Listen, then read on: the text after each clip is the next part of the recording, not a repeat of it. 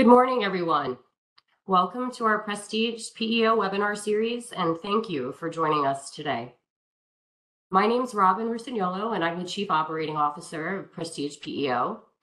Today, we're going to be talking about a number of recent compliance updates impacting employers in New York. Now, I'm a labor and employment attorney by trade, so educating employers and helping businesses navigate ever-changing laws and regulations is something that is very near and dear to me. So I'm grateful to have the opportunity to be here today with you.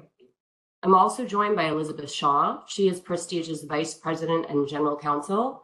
Liz has around a decade of experience working as legal counsel in the PEO and HR outsourcing industry, and she's a regulatory expert who has advised hundreds of employers nationwide on issues similar to the ones we're going to be covering today. We're here today because New York has released a number of new laws and regulations that affect local businesses and also those companies who employ workers in New York. As the regulatory environment becomes more complicated and more burdensome, it is important to understand how these laws can affect your business. Our webinar viewers are automatically muted, but we encourage you to utilize the chat feature for any questions that you may have. We'll address your questions at the end of the webinar if time allows. If we are unable to answer your question due to time, we'll follow up with you shortly after the webinar concludes. We will be joined by Prestige's Director of Compliance, Pam Emerson, who's going to assist and help facilitate the Q&A with Liz. The webinar is also being recorded and will be posted on Prestige PEO's website at prestigepeo.com/webinars, so you can refer to it at any time. And now I want to welcome my co-host Liz so we can get started. Welcome, Liz. Thank you, Robyn. I appreciate that fantastic intro. I'm super excited to be here with you today to talk about these issues. I was, as you know, I was in New York this past week and weekend, and it's always exciting to visit and to be in the city. And so I'm really excited to talk about the different issues that are impacting both the city and the state on our agenda today. So at a very high level, we're going to be talking about a variety of topics, including non-compete agreements, the New York City artificial bias law, pay transparency, the New York WARN update, what it means to have a sexual harassment policy and what the model policy looks like on the state level. We're also going to be talking about some new EEO protected classes and what that means for employers. And then we're also going to be talking about looking ahead and being prepared for any minimum wage updates that are coming at the beginning of next year and beyond. So without further ado, we are going to get into our first topic today, which is non-compete agreements. So Robyn, let's dive into it.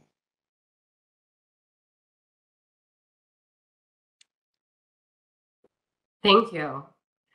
All right. So this is particularly troublesome legislation. I find it very concerning. I think there was a Bloomberg statistic that said approximately 44% of employers in New York utilize non-competes to some degree. So this is something that will have a significant impact on businesses and employers in New York. So first things first, what is a non-compete? So non-compete is generally defined as any agreement or clause contained in an agreement between an employer and an employee that restricts an employee from obtaining certain employment or engaging in certain behaviors after the current employment has ended. So we'll talk a little bit about the non-compete landscape because we've definitely seen a national trend towards limiting their use. So in the past few years, there's been an increase in laws nationwide protecting employees from non-compete provisions. We've got several states that ban them: California, North Dakota, Oklahoma, and Minnesota. And we've got other states like Colorado and Illinois that have, partial bans to some degree on the various restrictive covenants in a non-compete. Unfortunately, in the past couple of years, under the current presidential administration, we've also seen a number of federal agencies who are attacking non-competes. So the Federal Trade Commission issued a proposed rule in January 2023 claiming that non-competes violate the Federal Trade Commission Act. So specifically, the idea is that they suppress wages, stifle innovation, and place an undue burden on entrepreneurs. On a national level, there's a final rule expected in spring of 2024, although we think that the rule will be met with a lot of legal challenge and opposition from employers. So in New York, a bill was passed in June of 2023 by the legislature. It's currently awaiting Governor Hochul's signature. And the effective date, if she signs, would be 30 days after. The law wouldn't be applied retroactively, so that means that agreements entered into prior to the effective date would remain in effect, but they would not be modified. There are certain things that are excluded from the coverage of this bill. So agreements that prohibit disclosure of confidential information, trade secrets, et cetera, and then also client non-solicitation agreements pertaining to the solicitation of clients that the employee became aware of during employment. So these things would be okay. However, this bill didn't address some really important clauses that generally are part of a non-compete. It doesn't address solicitation of coworkers. I mean, that's something that is a big part of non-competes and a big topic of discussion and litigation. So silent with respect to non-solicitation of coworkers. And it's also, there's no sale of business exception, which means that if you were to sell your business, the buyer, it doesn't speak to whether the buyer would be restricted from competing or whether the seller would be restricted from competing after the sale of their business. So as expansive and kind of burdensome as this legislation is, it's still silent with respect to some really critical issues that it's expected would be the subject of a lot of fighting and potential litigation. So we're advising employers just to take this into consideration and to prepare for the possibility that these agreements in short order may be prohibited in New York in the future.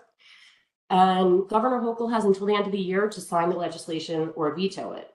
Interestingly, she has spoken out in favor of non-competes for lower wage earners, but she has not shared her view on the expansive nature of the current bill. So, this is up in the air and TBD where this is going to land, but we will definitely be keeping all PrestigePEO clients advised of any material developments with respect to the non-compete ban in New York. Thanks, Robyn. So I found it interesting when we were looking into this that there are groups of employers that are in favor of non-competes and those that are not. For example, the tech industry, they're always trying to move the ball forward and be innovative, and they don't want to stifle, the ability to compete and move forward. But, there are other industries like law firms, banks, private equity groups, who do need these, these non-compete protections. So it is interesting to see where the governor lands on this because she is facing pushback from some pretty substantial industries who are concerned, about this law. So stay tuned for what happens with that. So thank you for giving us that overview of non-compete bans. Okay, so moving on, we are going to be talking about the New York City artificial bias law. So this law is basically the first of its kind for really our country. It is interesting as I was, looking into it and preparing that they actually, the city is hoping that this law is a template for other cities and states to embrace going forward. But we'll see if that's the case. The artificial bias is something that really has come to the fore, over the past couple of years, really, as technology has advanced, and there's so many more opportunities to use technology to our advantage. But there's always this concern that what the tools we are using, what they are doing is really ultimately hampering and restricting the types of employees that we can be integrating into our workforce. And a lot of times that comes really unconsciously. We don't know necessarily that the tools we are using, unfortunately, can have some unintended consequences. So for the New York City artificial bias law, it did go into effect early July 5th of this year. And this is really a restriction just for employers who are using AI to help them make employment decisions. And this is a trend that we will see in other states and localities. So, for example, New Jersey, Illinois, and Maryland all have proposed laws that are also seeking to do some type of restriction in the AI and job interview process. So what this law is designed to do is it's not saying you can't use these products and these tools to help you evaluate candidates and really increase your efficiency. But what it is saying is that if you use these tools in New York City, what you need to make sure you do is have an annual audit of that tool to make sure that it's not discriminating based on any of the protected classes like sex, race, those types of things. And so this law, while it is limited to New York City, it actually is something that we'll see as we talk through the rest of the webinar today, in that the law is designed to extend beyond New York City to those companies that are using remote employees to work for them, and those remote employees are reporting into, the New York City location. And, it's important that even if you say, okay, I'm going to comply, and make sure the tool I'm using is compliant in New York City, it's important to take a look at your extended workforce if you have it, to see where exactly you have employees, to make sure that if you're using tools outside of the city, but those employees that you're going to be hiring are going to be reporting to the New York City office, that you're in compliance with this law as well. And we'll see that in some of the other topics we talk about today. That similar, recognition that the more advanced and, technology-driven our society is, the more remote workforce is prevalent in each industry, and making sure that the standards that, the city is holding its companies to, are really enforced in at least the city's position to the extent possible. I think that's always an interesting poll as to whether or not they really have the authority to extend beyond the city limits. But it's something that a lot of laws nowadays do, and I think we'll continue to see that type of a trend. So just as an example of what it means to have AI bias, is Amazon. Years ago, they used an algorithm to basically sort out job candidates. So if someone applied to the job, the algorithm would basically filter through those and get rid of ones that the algorithm said did not apply or meet the company's standards. But what they found is that the algorithm apparently did not like women. So if someone mentioned like a women's club that they were in, or used the word woman, like the algorithm would push that applicant out. Or if the person didn't have the requisite experience that the algorithm was looking for, it inadvertently would discard the women applicants from that pool. So what they found is that even though the intention was good to filter out and only find job applicants who met, the requirements of the job, unfortunately, the way it was designed, it had a basically disparate impact on women who were applying for the position. So they discontinued the use of that as a result of what they were able to find was happening to their candidate pool. Similarly, the US healthcare system also had an algorithm it was using to evaluate who needed additional care based on healthcare costs. And what they found is that the algorithm would identify that that Black patient needs were less than white patient needs, when that really was not the case. And so those are just two examples of when a tool that should be used for a good purpose of evaluating candidates or needs, unfortunately has at times a backside to it. So the goal of the New York artificial bias law is to have employers who want to use the tools still be allowed to use it, but you're going to have that independent third party take a look at your tool, to make sure that there is no bias.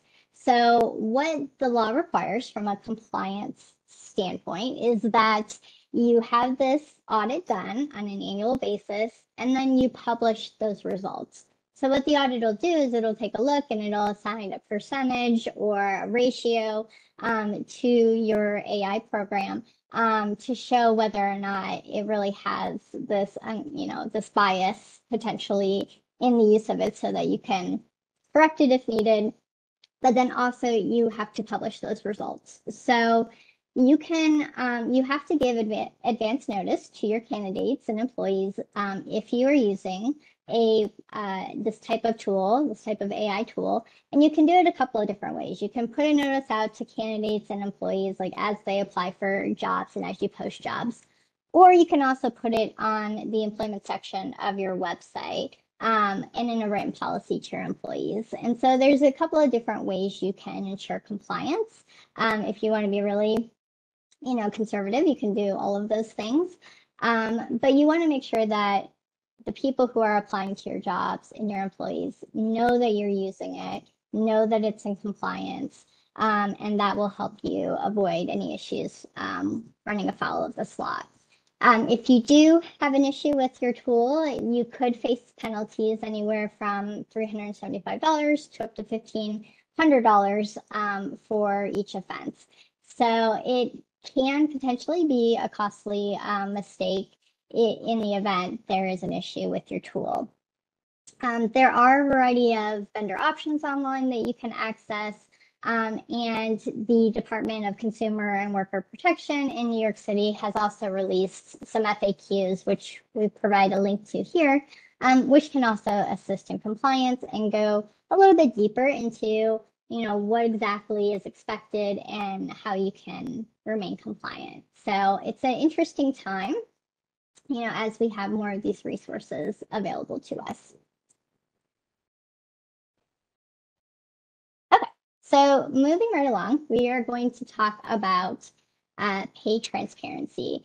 And so this is going to follow a little bit with our prior topic, in that, the prior topic was geared out towards those who are applying to your jobs and understanding, that they're on a fair playing field. Similarly, the New York State pay transparency law, the goal is to let employees and job applicants know really what the range is for the position that they're applying for from a financial standpoint. So coming up in September of this year, all employers who have 4 or more employees in New York State have to comply with the state's pay transparency law. So what this law requires is that if you are posting for a job that is going to be performed in the state, or again, will be reporting, maybe will be a remote job that will be reporting to a supervisor or office in New York, that you make sure that you're in compliance with this law. So what does it mean to be in compliance? You need to disclose the range of pay in any kind of job, promotion, or transfer opportunity. So the thing to keep in mind here is that you're going to want to make sure you're not just including it when you're putting out a job posting externally, but you want to also make sure that when you're letting your current employees know of the opportunity that is out there, that you're also disclosing that internally as well. There is an exception to this. If the job is based solely on commission, then you don't have to include the range for that. But you do have to include a statement that the compensation will be based on commission. So this particular law does not preempt other laws or regulations. So employers who are operating in New York City will also need to comply with New York City laws in this regard. And we're going to talk about New York City in just one moment. Before we move on to that, though, I think that it is important to go over some best practices to make sure that you guys are ready for this new law if you're not already. So a couple of things, just to keep in mind that when you do post a position, if you have a job description, it's going to need to be included in that, which is different from the New York City law that is currently in effect. It doesn't mean you have to necessarily create one if you don't already have a job description, but if you do, you're going to want to include that in your job posting. But in order to be prepared for what this looks like from a compliance standpoint, you're going to want to make sure that you take a look at your salary ranges for your positions and make whatever changes you need to make now. Sometimes what happens is you have, for example, a specific position where you already have employees working for you who are maybe making less than that than what you're going to now be posting in your job description and in your job posting. And so you want to take a look at that now to make sure that you're prepared if there are questions or concerns that come up from your current employees, that if you need to make adjustments to that, because now there's going to be a certain level of transparency and knowledge about what you're willing to pay for this position. So it's important to take a look at those issues now to see if you need to make adjustments so that you are ready for this law to go into effect this coming month. So you also want to,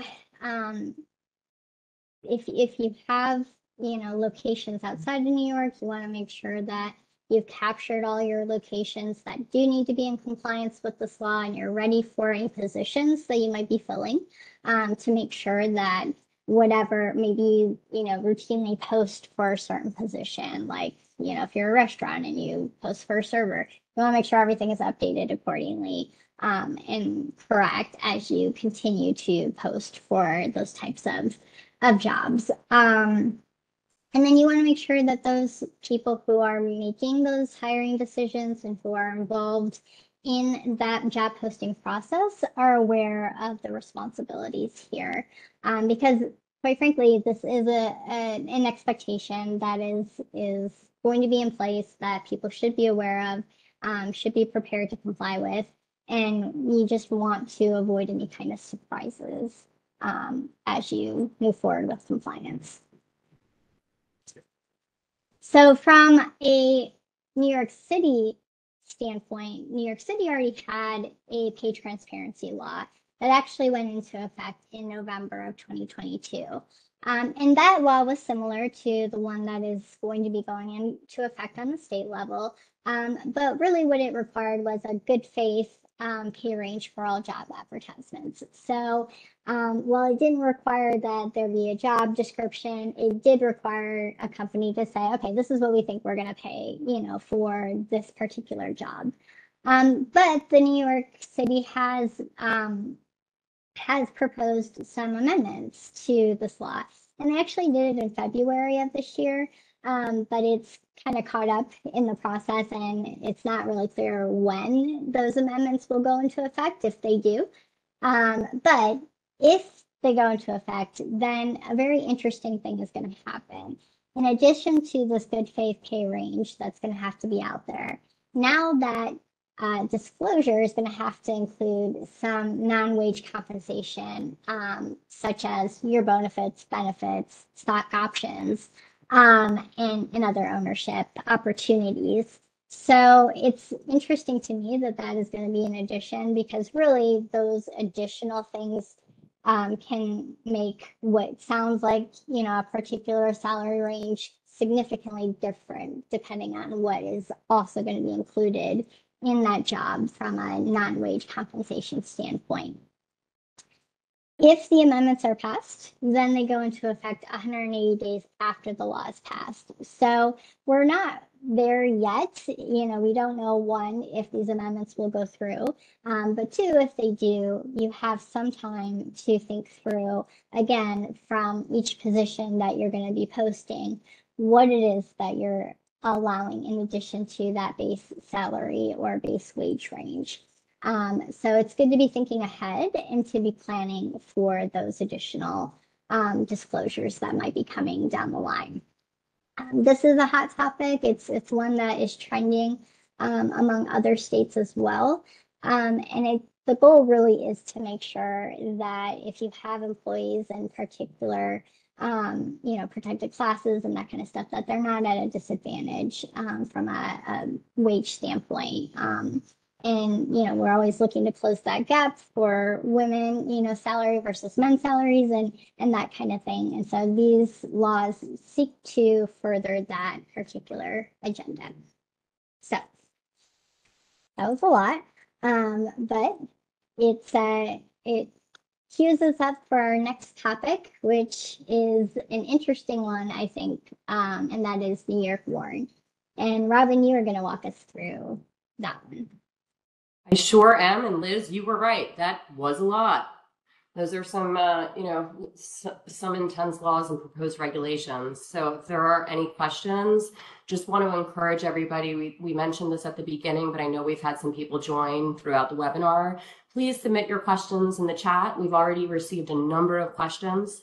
We'll be addressing them at the end of the webinar. And if we don't get to all the questions, we promise we will follow up directly with you to make sure that you have the information and clarification that you need. All right, so we are going to talk a little bit about the worker adjustment and retraining notification update that is specific to New York. And I would encourage, if we've got any employers or representatives from businesses attending today, this really applies to companies of a certain size that might be contemplating or planning a layoff or an office closure in the coming months, or even in the next year or two. So at a high level, the Worker Adjustment and Retraining Notification Act initially was a federal act that came about in the late 80s when the country was seeing kind of a shift in away from manufacturing and industrial activity nationally, and there were a lot of plant closures and office closures that were causing the loss of a significant number of jobs in cities and towns throughout the country. So the federal government passed legislation that just requires companies of a certain size, if they're doing either a mass layoff or a plant closure, to give specific notice to employees, just to let them know what's happening, to pay them for the duration of a certain period of time, and to make sure that they're protected and receiving adequate information throughout this process. So it really hasn't been, too much litigation or activity around WARN since the 80s, except, of course, the recession in 2008. This law came into play, and state laws that were passed similar to federal WARN came into play. And then we saw this, of course, during COVID, where we had a number of businesses close, whether permanently or temporarily. And then even in the last, 6 to 12 months, where we've seen a number of tech company closures. So there's been an increase in state governments taking a look at how they are administering WARN within their own states. So New York, recently had passed an updated New York State WARN Act to provide some additional clarification to New York employers that are anticipating plant closings, mass layoffs, relocations, or reduction in work hours. So, much like a number of New York laws that we're seeing, this takes the federal law and then makes it, expands it for New York employers, just to make it, kind of a more difficult law to navigate, essentially. So whereas on a federal level, the employer size would have to be significantly larger, in New York, private sector employees have to employ at least 50 full-time employees. And then instead of having to give 60 days notice, to employees, New York has expanded this to 90-day notice. Now, there are some exceptions to the 90-day notice, like a pandemic or certain emergencies, but in order to be eligible for an exception, employers have to request the New York Department of Labor Commissioner to evaluate and advise whether it truly is an exception.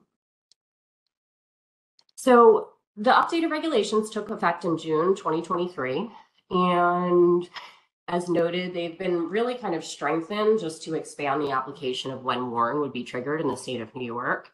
So we're seeing this a lot with remote workers. So the determination includes not just people that are at a single site of employment, but remote workers that are based out of that employment site. So if they're hired through or working through an office, in New York, but working remotely, that definition has been expanded.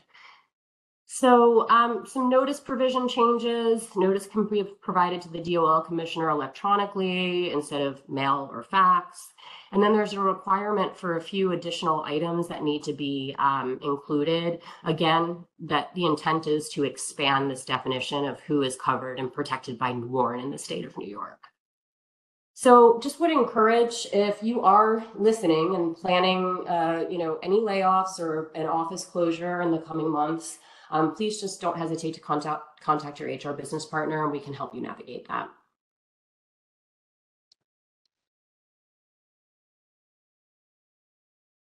So really quickly, we're going to talk about the New York State Model Sexual Harassment Policy.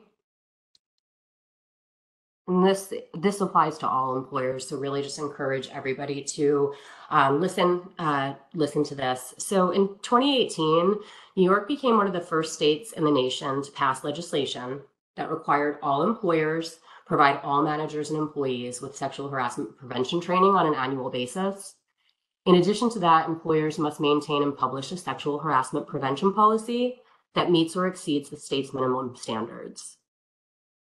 So earlier this year, they published an updated model sexual harassment policy that now has kind of been expanded to include more examples of gender-based harassment and discrimination. And it also highlights the EEOC's conciliation program. If you don't have a model policy, we can certainly help you get one. I mean, we would advise that you model the policy after what the state has provided.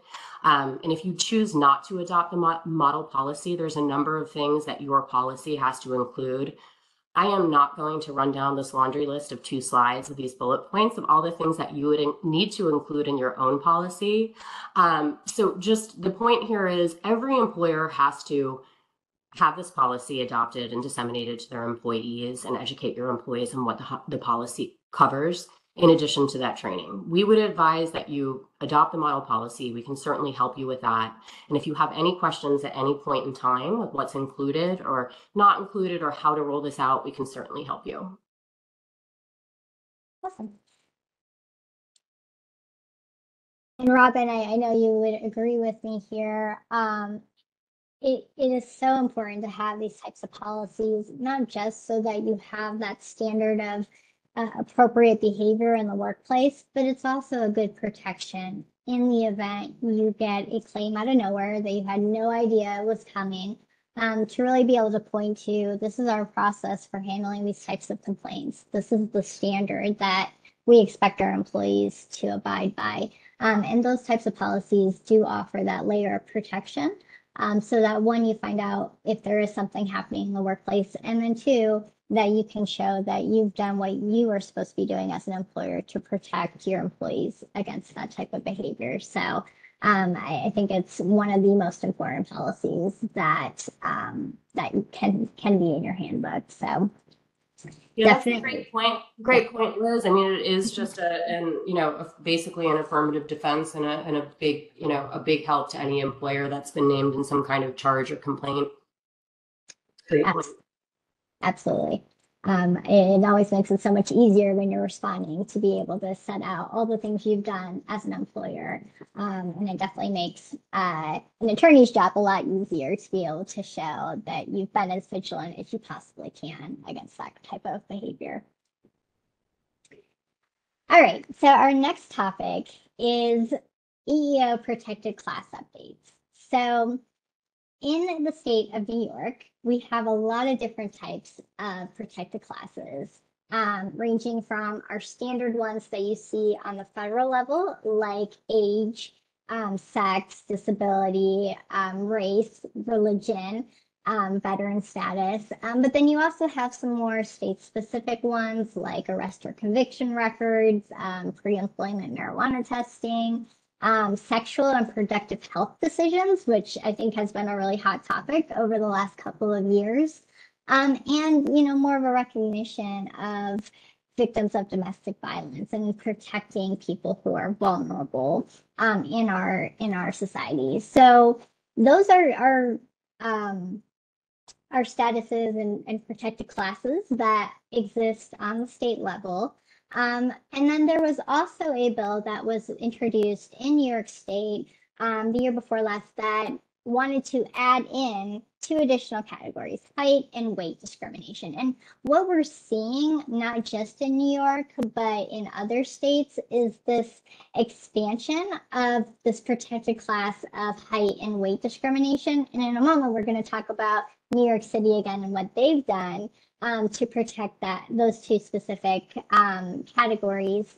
And I think it's interesting that we're seeing this trend and of adding this, because I think it is an area where it's more of an unconscious bias issue. I think a lot of times, and I also think it'll be interesting to see how it plays out long term as we see people claiming height and weight discrimination, because what does that look like? How do you know that a discriminatory action could be based on those categories?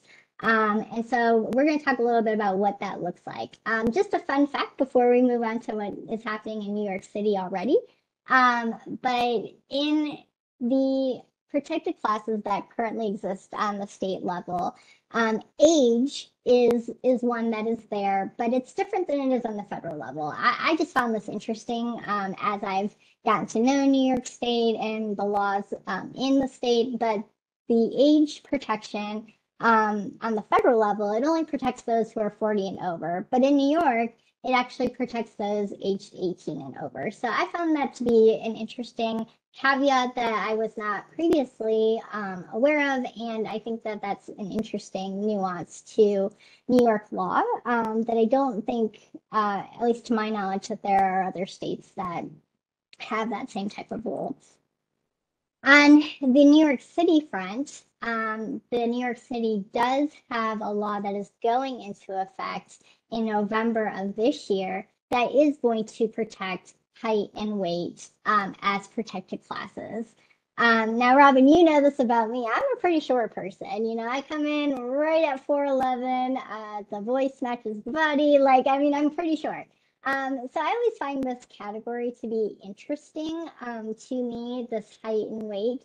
And what I have, learned just over the years is that there can be a height bias. I think the weight one is at times a little bit more obvious, but there is data that shows that the taller you are, the more money you make over the course of your career, statistically speaking. I don't know if that's true for every situation, but collectively, on average, that is true. One interesting fact that I learned is that in the United States population, 14.5% of all men are 6 feet or over. But among CEOs at Fortune 500 companies, that number is 58%. So there can be a correlation between being tall and advancing more in your career or being able to reach higher heights career-wise. So I do think that's interesting to be at least aware of. I do think it's hard to show, though, that a discriminatory action has stemmed from somebody's height. I don't know that it's always that obvious. There are some other jurisdictions that are also taking this approach. For example, New Jersey and Massachusetts have bills that have been introduced that also protect height and weight. So I think over the next few years, we're going to see this fleshed out a little bit more as these particular classes are litigated and claims are made. But this is, again, like an expansion of things that employers have to watch out for. And I think this one is a tough one to make sure that you're not running afoul of, unless you're being blatantly discriminatory towards somebody based on one of these two things. I think it's hard. It's going to be hard for them to show that this is why, but it's also going to be hard from an employer standpoint to be like, well, what am I doing that could possibly be seen as a violation of these two protected classes? There are some exceptions, though, and I think for this New York City law that's going into effect in November, it is important to keep in mind that there are certain categories of jobs that it is going to matter, potentially how much you weigh or what your physical fitness level is, or whether or not you can do particular jobs based on your height. So there are going to be some exceptions to or exemptions to this law, and that's going to be when you have other laws that might require a different standard. And I think that's, usually geared towards safety and the physical ability to do the job in a manner that doesn't expose people, to the risk of harm. So I think that, it's important if you do have jobs that you think require a certain physical attributes that you make sure that if you are going to exclude someone based on their height or their weight, that you've taken a look at really what those essential functions of that job are, and whether or not there are other things that you can do or other alternatives that you can offer that would still allow somebody who maybe doesn't squarely meet, those physical requirements so that they can still do the job. So I think there's a balance to be found there. Like in a lot of situations, you want to offer the job to as many people as you can, but there are certainly legitimate situations where you might not be able to, and that doesn't necessarily mean you're going to run afoul of this particular New York City law. So I think that's an interesting one that we definitely want to keep an eye on into the future. All right, Robyn, you are up to cover our last topic, which is our minimum wage update. Thanks, Liz. Okay, this is a relatively quick one. Last update, but an important update. As you can see, we've got a series of steps that the state of New York and different local jurisdictions are going to be taking over the next 2.5 years to significantly increase the minimum wage. So New York is going to be joining, California, Washington, D.C., Massachusetts as one of the states in the country with the highest minimum wage. So currently $15 an hour in New York City, Long Island, and Westchester, $14.20 for the remainder of the state. Again, phased in over the next 2.5 years. We're going to see an increase to $17 an hour in New York City, Long Island, and Westchester, and to $16 an hour for the remainder of the state. So just from a practical standpoint, this is just something for those employers that are utilizing, employees that are making at or around minimum wage. Please start factoring these increases into your budget so you can be prepared from a financial standpoint to accommodate these. And Prestige will just keep you posted and updated over the next, heading into 2024, 2025, and 2026 as these increases are coming. So that was an easy one. That was. Yeah. a good one after some of our heavier and more complicated topics. Yeah, and there were definitely some of those. There were. We do have a couple questions that have come through for our chat, so we're going to go ahead and take a look at those.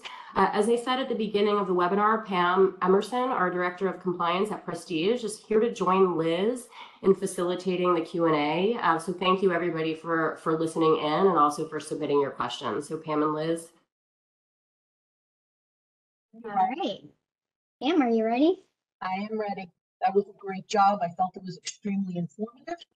And we do have some questions that have come in. We will not get to all of them, but I have a few that I am going to ask you. The first one has to do with non-competes. So we did talk about non-solicitation as an exemption, but the question is, does a non-compete ban any non-solicitation agreement? Okay, I had a little trouble hearing you, Pam, but I think what your question that we've received is, does the non-compete ban also cover non-solicitation agreements? And the answer to that is no. The non-solicitation is not included in the non-compete ban, which is, I think, an important thing. Robyn was talking about that earlier, how there is that employers can still enter into those types of agreements and not run afoul of this new ban. But I think there is something that employers should be looking out for when it comes to using non-solicitation or other types of restrictive covenants. And that is that sometimes when you're drafting them, you can slip in some other types of restrictive covenants that, might not normally be in a non-solicitation agreement, but might be slipped in. I've seen it happen where you have a non-solicitation agreement and halfway through there's a paragraph saying, oh, and you can't compete for, a year.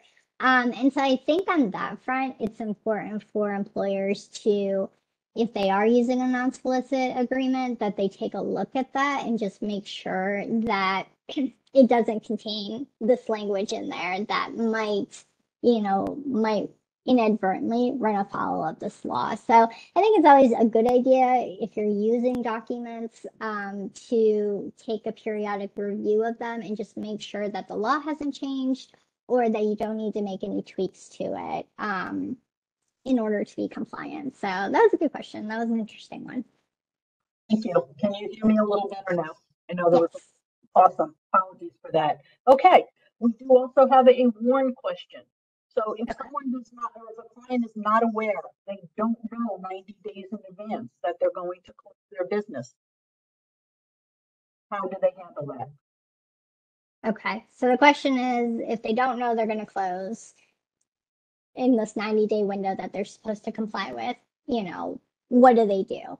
I think that, and Robyn talked, I think, a little bit about this when she went over the WARN. There are exceptions to the WARN Act, in particular, that 90-day requirement. And there are going to be situations where a business has some unforeseen circumstances that, they could not have anticipated in advance. So if you have a situation like that, I think it's important to understand that there are exceptions that will be recognized by the state. And what they're going to want to see, though, is that application for that exception, so that when you do put out the notice to your employees, and then you send that notice also, send a notice also to the DOL commissioner, that there's going to be some documentation that you're going to have to provide to them and some affidavits that basically verify the documents you're providing that lays out really what has happened and what circumstances have made it so that there's no way you could have complied. So I think on that front, I don't want to say, don't worry about it, but just know that these laws do take into account that life is sometimes very unpredictable, and that's true in business as well.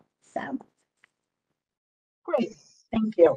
Okay, let's talk pay transparency question. I have 3 employees working in our main New York office, but 6 who work remotely. Do I need to comply with the New York pay transparency law?